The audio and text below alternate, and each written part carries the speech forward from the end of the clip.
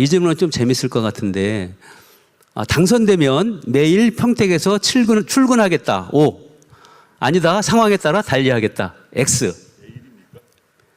예, 평택에서 출퇴근하겠다. 출근하겠다. 매일을 하는 것입니까? 네네. 매일은 어려울 것 같아요. 매일은 어려울 것 같아요. 자, 하나, 둘, 셋. 네, 대부분, 네. 조국 후보님은 다른 분들은 다 온대. 네, 본회의와 상임위원회가 연속으로 마이크로 했습니다. 네. 제가 질문을 요구드렸는데 네. 매일 한다는 얘기는 본회의 상임위원회가 계속 매일매일 열리거든요. 그 경우 여기서 평택과 서울 왔다 갔다 할 수는 없다고 봅니다. 즉 본회의 상임위가 열릴 때는 서울에 있어야 되고요. 그렇지 않을 경우에는 평택에 있어야 되죠. 네, 유이동 후보님은 네. 제가 지난 10년간 매일 출퇴근했습니다. 그게 예산 문제로 새벽 3시, 4시에 끝나도 집에 내려와서 자고 옷 갈아입고 아침에 다시 올라갔습니다. 그렇게 오래 걸리는 시간 아닙니다. 네, 아무튼 그런데 좀 여야 진보 보수를 넘어서 공동 발의하고 추진하는데 동의하십니까? 제발 좀 법안을 좀 이해를 하시고 말씀을 하세요. 그건 철도 사업법안에서 해결해야 될 문제지 평택지원 특별법안에서 해결해야 될 문제가 철도 아니에요. 사업법과 별도로 평택지원 특별법을 상시법으로 만들고 그에 아니 대해서 해당 적용되는 법안이 있는데 왜 그 외에 또 다른 법안을 만들어 가지고 이 일을 더 엉클어뜨립니까? 아니 그렇게 복잡하게 말씀하지 마시고요. 저는 조국 대표가 발의하는 법안에는 동의하기가 어렵습니다. 그럼 만족하십니까? 지금 아닙니다. 누가 발의했는가에 따라서 동의 여부를 달리하시는 겁니까? 법안의 내용이 평택의 발전과 평택의 도약을 위해서 필요하다면 저는 유이동 후보님께서 발의한 법안에 그게 동의하겠습니다. 유치원생 같은 그 억지 주장인데요. 제 말을 들어보세요. 저를 이미 해결할 수 있는 법이 있는데 왜 또 새로운 법을 만들어서 이 새로운 법을 만들려면 특별법이니까 시간이 얼마나 걸릴 텐데 이 법을 또 만든다고. 50초 남았습니다. 제 주도권 토론입니다. 나중에 하시고요.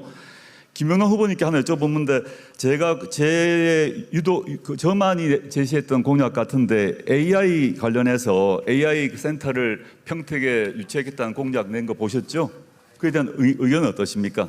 사실은 뭐 저는 조국 후보님의 공약에 대해서는 그다지 관심이 없습니다만 우리 평택을에는 삼성전자 평택 캠퍼스 지금 기준으로 세계 최대 반도체 공장도 있고 저는 고덕 R&D 테크노밸리를 팹리스의 거점으로 육성할 계획을 갖고 있기 때문에 뭐 일맥상통하는 면이 있다라고 저는 생각을 합니다. 네, 감사합니다. 네. 드리겠습니다. 네. 아마 경기남부역사에 대한 논의를 했다면 SRT와 경기남부역사가 동시에 허허벌판위에 왜 두 개의 고속열차가 생겨야 되냐고 욕을 먹었을 겁니다. 이런 상황을 좀 이해하신 후에 이 주장을 하셨으면 좋겠고요. 답변이 됩니까? 아니요. 제가 그 앞에 저한테 답변 시간을 안 주셨기 때문에 제 답변을 지금 제 시간을 이용해서 하고 있는 겁니다. KTX는 분명히 국가철도망 안에서 해결이 돼야 되는 겁니다. 이게 광역교통 체계가 아닙니다. 광역교통 체계는요, GTX나 신분당선이나 이런 것들이에요. 그런데 전혀 맞지도 않는 수단을 가지고 광역교통 개선 계획 안에 이 문제를 해결하겠다고 주장하는, 그래서 그것이 잘못됐다고 지적을 했으면 얼른 당신의 생각을 수정을 하셔야지 이 자리에 오셔서도 계속 그게 맞다라고 우기시면 사실 조국 후보가 지금 이 현안들에 대해서 접근하는 방식을 보면 국회의원이 됐을 때 얼마나 큰 일들이 벌어질지가 예상이 됩니다. 누군가 이것은 잘못됐다라고 지적을 하면 그것을 고칠 생각을 하셔야지 그것을 아니라고 이렇게 어린아이처럼 계속 때만 쓰면 이게 철도 사업법을 통해서 해결될 수 있는 문제를 왜 특별법을 굳이 만들어서 그 특별법을 통해서 하겠다고 주장을 하시냐고요. 이거는 오히려 이 사업이 진행되는 것을 훨씬 더 뒤로 미루는 결과가 되지 않겠습니까? 대답해 보세요. 5초 남기고 이러십니까? 저한테는 5초도 안 주셨어요. 네. 지금 말씀하신 대로 국가 KTX 신설 절차는 끝났군요. 네. 철도망 구축 계획에 따라 하는 거 네네. 맞습니다. 그러나 그게 네. 따지는 게 아니라 제가 말하는 것은 광역교통 계속 대책 문제. 네네. 네.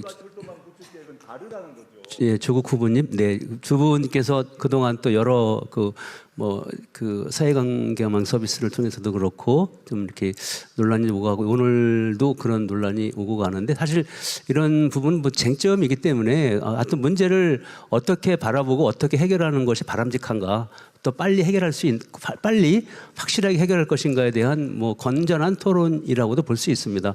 오늘 토론회 이후에도 또 선거운동 기간이 많이 남아있고 또 여러 토론도 있고 서로 입장을 발표할 기회가 있을 것이니 잘 활용해 주시고요. 오늘 또 마무리 발언에 또 시간을 좀 할애해서 말씀하셔도 좋겠습니다. 김용남 후보께 여쭙겠습니다.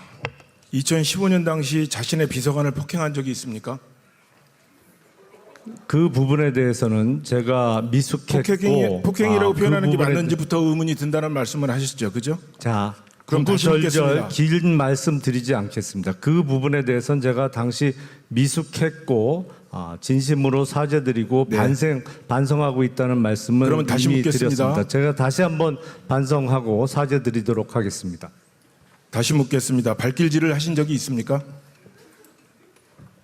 폭행은 안 하셨다고 하니까 발길질은 하셨습니까? 그 부분에 대해서는 구차한 말씀은 더 이상 안 드리겠습니다. 제 잘못입니다. 제가 데리고 있던 보좌진이 발길질을 하셨습니까? 안 하셨습니까? 11년이 지난 상황에서도 저에 대해서 서운한 감정을 가지고 있다면 제가 부족한 알겠습니다. 점이고 리더로서 제 잘못했다라고 잠시만요. 생각하고 있습니다. 언론 보도 이후 사과문을 발표하셨어요. 업무 준비가 부족하던 이유로 크게 화를 냈다. 거친 언행과 거친 태도로 인해 후회와 책임감을 통감한다. 그죠? 거친 태도와 언행만으로 정강이 피부가 벗겨지고 피가 날 수 있습니까? 자, 그 부분과 관련해서는 거듭 말씀드리겠습니다. 제가 11년 전에 지금보다 나이도 젊고 또 미숙한 상태에서 아니 있었던 미숙했던 건 일이기 충분히 때문에 이해를 하겠는데 그래서 네, 구체적으로 그래서 구두발로 차셨습니까? 안 자, 차셨습니까? 제가 잘못했다고 사과를 드렸고 반성하고 있다는 그러면 말씀을 그 거듭 드립니다. 피해자 전화번호 알고 계십니까? 전화번호는 알고 있습니다. 그러면 그분께 전화를 하셨습니까? 사과를? 글쎄, 제 그때 당시 보좌진 아니, 최근이라도. 중에 잠깐 제가 말씀할 기회를 좀 아니, 주시기 최근이라도. 바랍니다. 잠깐 제가 아니 말씀을 최근이라도 좀 전화를 하신 드리겠습니다. 적이 있습니까? 없습니까? 자, 예스 그렇게 노만 대답하세요. 우격다짐으로 하실 건 아니고요. 제 보좌진들이 1년에 한두 차례 모입니다. 한 2달 전에도 10여 명이 같이 모여서 저녁도 먹고 특히 이제 요번에 6.3 지방선거에 저 이외에 제 보좌진 출신 중에 또 제가 출마하는 사람이 제 질문에 잠깐 답을 제가 하세요. 답을 할 기회를 주십시오. 아니 그러니까 제 답을 예스냐 자, 노냐로 대답을 두 하시라니까. 명이 출마를 하게 돼서 저녁을 먹는 자, 자리를 그러면 가졌는데 진정한 사과를 하시려면 피해자에게 직접 하셔야지 페이스북에 사과를 하셨더라고요. 그걸 진정한 사과로 받아들일 수 있습니까? 자, 그런 모임이 있을 때 그러면 그 최근 보좌진이- 평택 공천을 앞두고 당시 보좌관을 통해서 회의한 적이 있습니까? 없습니다. 회의한 적이 없으세요? 없고요. 잠깐 제 이렇게 법을 잘 아시니까 예 아니오로만 대답하시면 되잖아요. 그러니까 그런 사실이 있냐고 여쭙는데 왜 그거를 대답을 못 하세요? 아니 검사 생활은 제가 했는데 저보다 더 검사스러우세요. 지금 그러니까 법을 워낙 잘 토론회 아시겠지만 진행하시는 게. 평택 시민분들에게 자, 거짓말하시면 안 됩니다. 거짓말 한 적 없고요. 자, 알겠습니다. 그래서 그 보좌진들이 매번 조국 이렇게 후보에게 모일 때 여쭙겠습니다. 파리가 아빠를 싹싹 비빌 때 이놈이 사과한다고 착각하지 말라. 조국 후보가 하신 아주 유명한 말인데요. 어떻게 생각하십니까? 지금 김용남 후보의 이야기를. 김영남 후보 지금 질문하신 사항 말씀이신 거죠? 네. 김영남 후보께서 뭐 충분히 그 관련 피해자분과 빨리 소통해서 원활히 푸시길 희망합니다. 마지막으로 김용남 후보께 다시 한번 여쭙습니다. 비서관을 향해 발길질을 하신 적이 있습니까?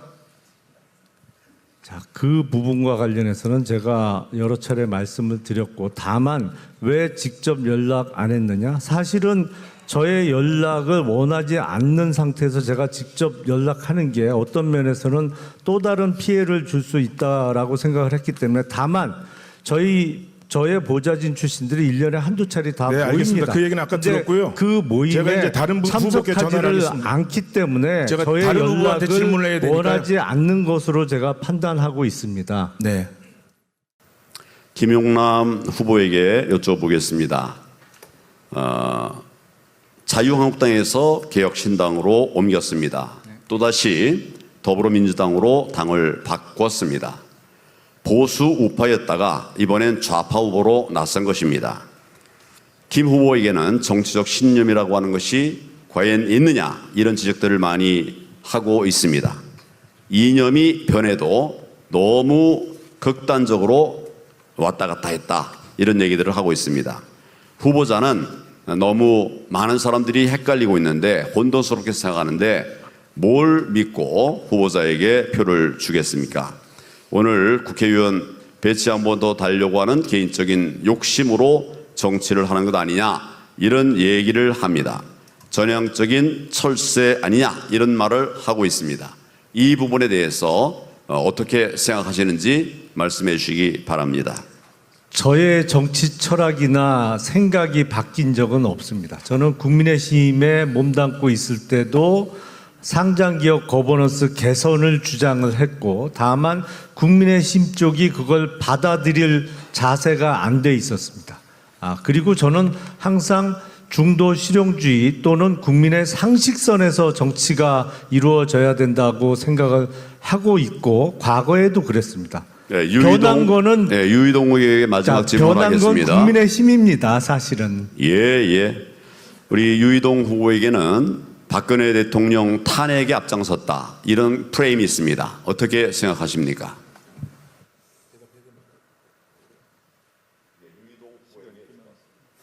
네, 본인의 주도권 토론을 활용해 주십시오. 저는 국무총리를 역임했고 그전에는 약 2년 3개월 동안 법무부 장관이었습니다. 조국 후보 역시 법무부 장관이었는데 아마도 36일 동안이었죠. 네, 맞습니다. 36일이면 업무 파악도 제대로 못한 채 그만두셨을 것 같습니다. 재임 기간으로 따지면 제가 약 23배 이 정도 길었던 것 같습니다. 네, 그런데 왜 그렇게 재임 기간이 짧았는가? 2016년 10월 3일 당시 광화문에 수도 셀 수 없이 많은 그런 인파가 모여서 비리 종합 선물 세트 조국 법무부 장관을 끌어내리자, 이렇게들 외친 바가 있습니다. 전 국민의 분노 때문에 법무부 장관 자리에서 끌려 내려온 것 같습니다. 결국은 범죄가 인정되고 대법원에서 징역 2년형을 선고받았습니다.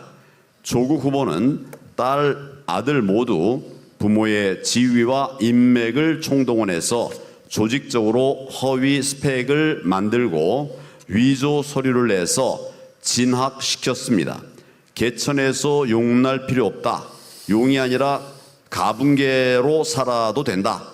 이런 게 조국 후보의 지론이기도 했습니다. 그런데 왜 자신의 자녀들을 용으로 만들려고 온갖 범죄를 다 저질렀습니까? 그런데 또 이번엔 국회의원을 하겠다고 하고 있습니다. 정말 염치가 없지 않느냐, 그런 생각을 하는 분들이 많습니다. 땀 흘려 공부하고 취업을 준비하는 평택의 청년들 앞에 나설 자격이 없는 것 아닙니까? 조금이라도 양심이 있다면 당장 평택 시민들에게 용서를 구하고 즉각 사퇴하는 것이 맞는다, 저는 그렇게 생각하는데 이에 대해서 답변해 주시기 바랍니다. 네, 일단 제가 법무부 장관 짧게 한 건 맞고요. 그렇지만 제가 대통령 민정수석 비서관을 2년 6개월 최장했습니다. 그래서 그렇게 짧은 경력은, 공직 경험은 짧지 않다라고 말씀드리고 싶고, 말씀하신 것과 관련해서 제가 저 관련 대법원 판결에 대해서 법률가로서 사실관계나 법리 파악에 대해서 동의하지 못한 점이 있습니다. 그렇지만 국법을 준수한 사람으로 그 판결을 존중하고 감수했고 그 대가를 치렀습니다. 그리고 그때 이후로 여러 번에 걸쳐서 법정과 법정 바깥에서 국민 여러분께 사과한 바 있습니다. 그리고 아까 그 시위를 말씀하셨는데 그와 같은 시점에 서초동에서는 대규모로 촛불 시위가 열렸고 그 속에서 검찰개혁 조국수라는 그런 외침이 있었다는 점도 같이 기억해 주시면 감사드리겠습니다. 예, 그리고 조국 후보는 산호맹의 핵심 간부였습니다. 산호맹은 무장봉기로 대한민국 체제를 전복하고 사회주의 국가를 건설하려 했던 반국가 이적 단체입니다. 조 후보에게 묻습니다. 전향은 했습니까? 첫째 찾아보시면 제가 산호맹 조직원으로 유죄 판결을 받지 않았다는 걸 알고 계실 것 같은데 그렇게 말씀하시는 것 같으네요. 저 반국가란 3조가 아니라 저 7조 위반이었습니다. 예, 관련된 것이었습니다. 이 부분에 관해서는 뭐 책임질 생각이 없다 이 말씀이신가요? 저는 제 젊었을 때 활동에 대해서 뻐기지도 않지만 부끄러워하지도 않고요. 당시 시점에 제가 지금 황교안 후보께서 대법원 판결을 확인해 보시면 제가 산호맹 조직원이 아니었으면 판결문에 나와 있습니다. 예, 산호맹을 부인하는 것으로 제가 이해를 하겠습니다. 사실이 그렇습니다. 부인이 문제가 아니라. 여쭤보겠습니다. 법무부 장관 후보 인사청문회에서 스스로를 사회주의자라고 말한 바가 있습니다. 지금도 그 생각 변함이 없습니까? 전 우리 헌법이 대한민국 헌법이 자유주의와 함께 사회주의의 정책을 요구하고 허용하고 있습니다. 예컨대 여러 가지 지금 이미 사회민주주의 또는 민주적 사회주의적 정책이 우리 헌법 안에 있고요. 그 점에서 여전히 그런 정책이 필요하죠. 사회주의자라는 말씀인가요? 사회주의자 그렇게 단정 짓는 것은 색깔론이고 좀 빨갱이 공세라고 생각합니다. 만약 그랬다면 제가 어떻게 민정수석 비서관도 하고 이 자리에 지난번 총선에서 600만 명의 표를 받았겠습니까? 우리나라 국민들이 그렇게 우매하지 않습니다. 저는 청문회에서 들은 이야기를 지금 전하고 있습니다. 김재현 후보는 2014년 헌법재판소의 통합진보당 해산 결정으로 국회의원직을 강제 상실한 바가 있습니다. 대한민국 헌법 사상 최초의 정당 해산이었습니다. 헌법재판소는 통진당이 북한식 사회주의를 추구하는 위헌적 목적을 지닌 정당임을 헌법재판관 8대1의 압도적인 판결로 인정했습니다. 당시 법무부 장관이었던 제가 직접 했습니다. 이 부분에 관해서 김재현 후보는 좀 사과한 일이 있습니까?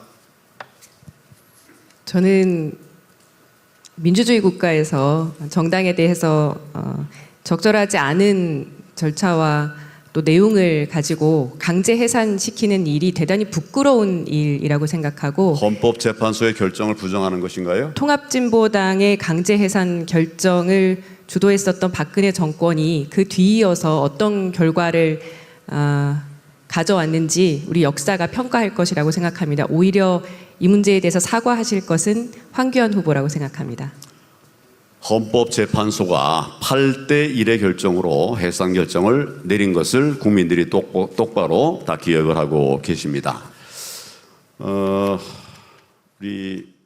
이런 상황을 어떻게 우리 생각으로만 가둘 수가 있겠습니까? 자, 그러면 뭐 말씀대로 2020년 총선은 부정선거라고 믿으시는 것 같은데 이번 2026년 6월 3일 치러지는 선거는 부정선거가 발생할 여지가 이제 없어졌습니까?